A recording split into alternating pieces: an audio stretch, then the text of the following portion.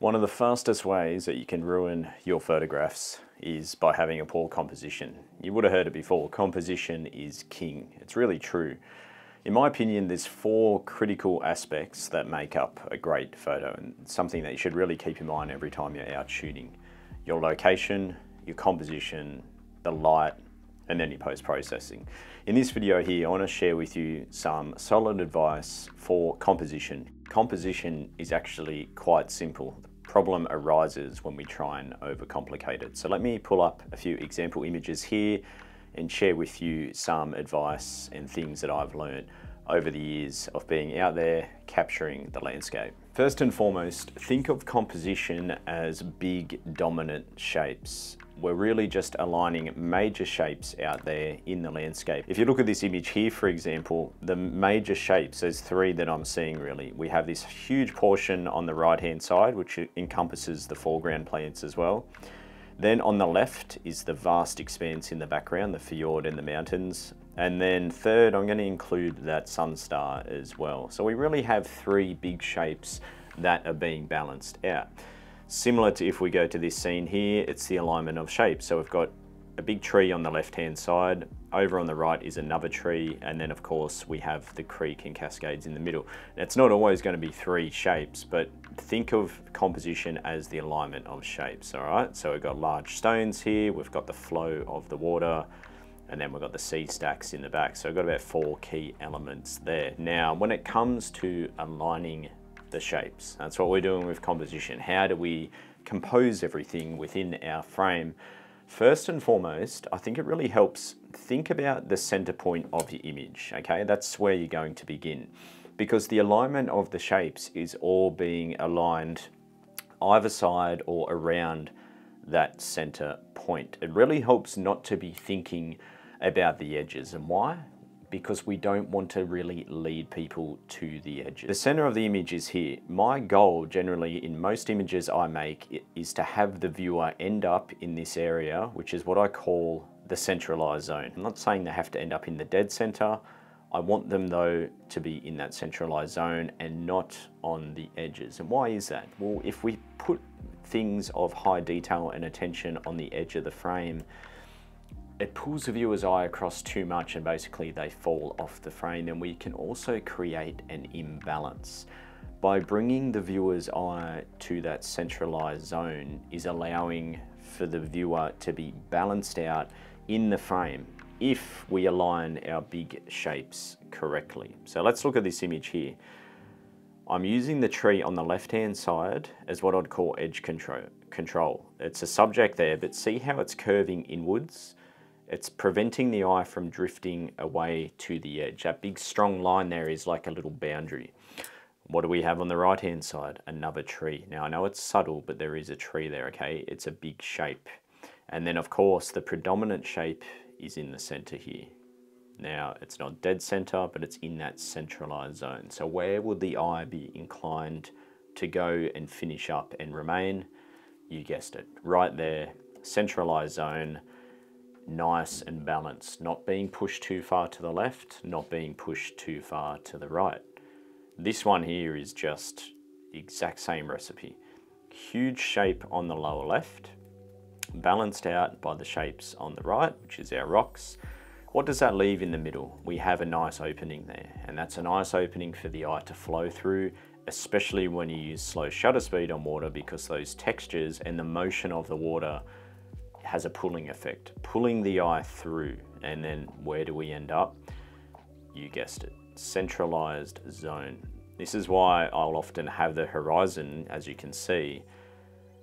This point here, it's not in the middle. If you put the horizon line dead center, you're giving equal weight to the top and bottom of the frame. By doing what I've done here, which is maybe it's probably a 30 to 70 split. Sometimes it'll be 60, 40, whatever. Very rarely will it be 50, 50. Generally, I'm emphasizing the horizon down. I'm giving that a little bit more weight in the image. And the reason why I do that is so the eye will travel from the bottom of the frame through to that top portion. Why will the eye travel from the bottom first? Because I've given it more real estate. I've given it that majority space within my frame there. And that's why I'm using things like these leading lines and the balance here in that foreground as a way to push the eye up and through the frame. Have a look at this example here. It's very similar. Large, strong object on the left there of the Kia. The center's roughly here, and then what do we have in the center? Bang, a large mountain, and then the huge shape of the creek flowing along. So the patterns in the water there and the flow I've used to help balance out the Kia, and the Kia is definitely, you know, more or less main subject, but I use this mountain in the back as something that the eye is going to eventually flow to. So there's a bit of a counterbalance going on. We've got the peak up here with that nice light, balanced by the Kia in the lower left, and then using the flow of the river there to help lead us through into that background, not overemphasizing the sky and everything up there. If we go back to that first image, similar thing. How much sky do we have in this one? Not much at all. There's no cloud up there, open sky. I don't want the viewer's eye drifting up into that space. So we've got the plants in the front, and this whole right-hand side, is being balanced out by that left-hand side, because we've got an even split, almost like a 50-50 split running through the landscape there. And then that light in the background to pull the eye through the frame. Now, admittedly, this composition is not so straightforward and a little bit more technical than the other ones, but you get the idea. Another thing I want to point out, guys, with your composing of scenes is the importance of incorporating something near to the viewer as well as something far away. Now, why do I like to do that? And why do painters do that? And why is it a tried and true method? By putting something close to the viewer as well as something further off in the distance, we create the illusion of depth. You got to remember, these are all two-dimensional here. We're looking at them on two-dimensional devices, phones, screens, etc.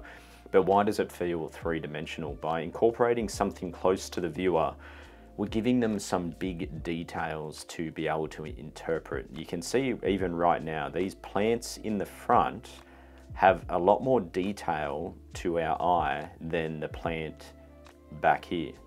But the reality is that plant in the background was physically the same size as this plant here in the field. They're the same size. But because we can see this one getting smaller, it is smaller than the front one, what does the eye perceive? Depth. It says, okay, that one back here is further away than this front one because I can't see the details. And that effect will roll on through the entire landscape. We'll see it here with these stones, for example. The stones in the front are naturally larger because I'm closer to them. There's a progression, a wide to narrow, near to far, or you could call it big to small. We do this with lines as well. It's called the linear perspective. You can see it happening with this stream. It's very wide, and what happens? It's tapering and getting narrower. So don't think here of leading lines. Think of wide to narrow, and we'll have that on our forest image as well.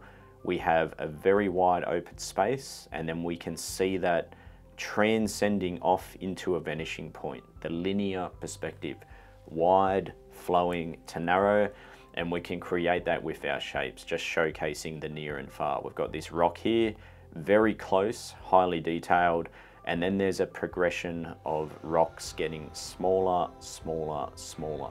The eye wants to go on that journey. It wants to follow along from that near and far. If we want to make something look like it's transcending off into the distance, it's that exact same principle there. We can draw something large at the front, it can get a little bit smaller here, and then smaller, smaller, smaller. We're creating the illusion of depth. With our composition and with photography, we don't often think about that too much because we're just pointing the lens at the landscape, and sometimes often people will just think, oh, I need a foreground. The purpose of the foreground is twofold. To create that sense of depth by having those close details. It doesn't even have to be with a wide angle. You can do this with a telephoto as well. Just give the viewer something close as well as something further away. That's the first principle, creating the depth. The other is to use foreground to help lead the eye or flow the eye through to the background. And typically the background is where we want to have that main subject matter around that centralized zone or just in a balanced position so the eye is not flowing off to the extreme edges of the frame. All right, guys, I hope these quick tips helped you. If you want to learn more about composition, I've got a far longer masterclass where I really break things down in detail, as well as going out in the field and running through some example images. You can just check out the link below for that longer masterclass on composition. Thank you so much for checking out this video.